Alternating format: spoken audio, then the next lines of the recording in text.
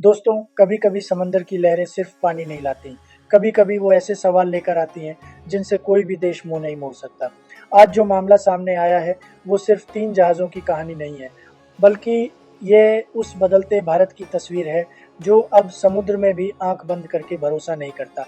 क्योंकि जब खेल अरबों का हो, जब कच्चा तेल ठसाठस भरा हो और जब जहाज बिना जवाब के भारत के दरवाजे तक आ जाएं, तो सवाल उठते हैं और सवालों के साथ साथ कार्रवाई भी होती है। दोस्तों, जैसा कि आप स्क्रीन पर देख पा रहे हैं, ये कोई रैंडम वीडियो नहीं है, बल्कि भारतीय नौसेना द्वारा जारी किया गया ऑफिशियल फुटेज है। और इस फुटेज में साफ साफ 3 विशालकाय ऑयल टैंकर्स दिखाई दे रहे हैं। ऐसे टैंकर्स जिनका आकार ही यह बता देता है कि मामला छोटा नहीं है। इन तीनों जहाज़ों के नाम हैं अल्जाफिया, अस्फा स्टार और स्टेलर रबी। और रिपोर्ट्स के मुताबिक ये तीनों जहाज़ कच्चे तेल से पूरी तरह भरे हुए थे। यानी ऐसा नहीं कि थोड़ा बहुत माल था, बल्कि ऐसा माल था जिसकी कीमत और अहमियत दोनों ही बहुत बड़ी होती है। भारतीय नौसेना ने इन तीनों जहाज़ों को सिर्फ रोका नहीं, बल्कि अपने कब्जे में लिया, इनके पूरे क्रू को हिरासत में लिया और फिलहाल इन जहाज़ों को भारत की कोस्ट लाइन के करीब लाकर डिटेल्ड इन्वेस्टिगेशन की जा रही है।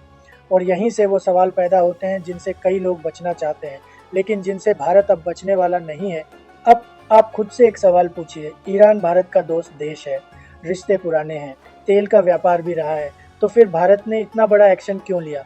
और यहीं पर कुछ लोग इस कहानी को अमेरिका से जोड़ने की कोशिश करते हैं, सैंक्शंस की बात करते हैं, दबाव की बात करते हैं, लेकिन सच्चाई यह है कि ये मामला किसी तीसरे देश के कहने पर नहीं, बल्कि भारत की अपनी मैरीटाइम सिक्योरिटी से जुड़ा हुआ है।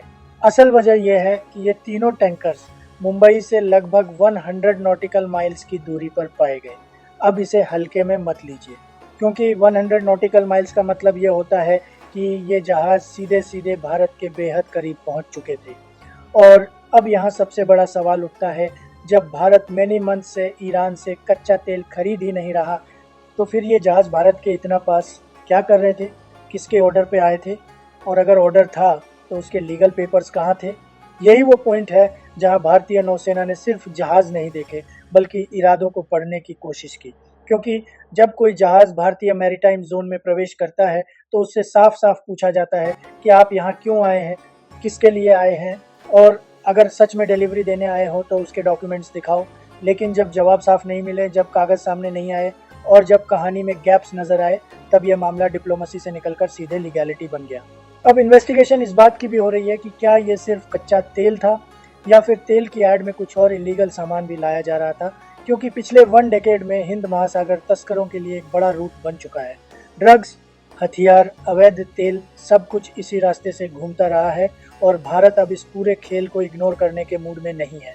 इसीलिए आज भारतीय नौसेना सिर्फ अपनी सीमा की रक्षा नहीं कर रही, बल्कि इंडियन ओशन में एक रिस्पॉन्सिबल सिक्योरिटी प्रोवाइडर की भूमिका निभा रही है। याद रखिए, दुनिया का लगभग 60 to 70% समुद्री व्यापार इसी हिंद महासागर से होकर गुजरता है। और अगर यहाँ सुरक्षा नहीं होगी तो सिर्फ भारत नहीं, बल्कि पूरी दुनिया प्रभावित होगी। और अगर इस मामले की जांच में ये साबित होता है कि इन टैंकर्स में कोई भी इलीगल एक्टिविटी थी, तो भारत को न झिझकना चाहिए और न पीछे हटना चाहिए। क्योंकि जब मामला कानून का होता है तो दोस्ती भी सेकेंडरी हो जाती है। दोस्तों, ये कार्रवाई सिर्फ 3 जहाज़ों की नहीं है, ये एक साफ मैसेज है कि भारत अब समंदर में भी ब्लाइंड ट्रस्ट नहीं करता। अब सवाल आपसे है, क्या आपको लगता है कि भारतीय नौसेना ने बिल्कुल सही कदम उठाया, या फिर आपको लगता है कि ऐसे मामलों में भारत को और भी ज़्यादा सख्त होना चाहिए? कमेंट करके ज़रूर बताइए, क्योंकि आपकी राय सिर्फ राय नहीं होती, वो देश की दिशा का संकेत होती है। धन्यवाद दोस्तों। जय हिंद, जय भारत। मैं रविश कुमार, साइनिंग ऑफ।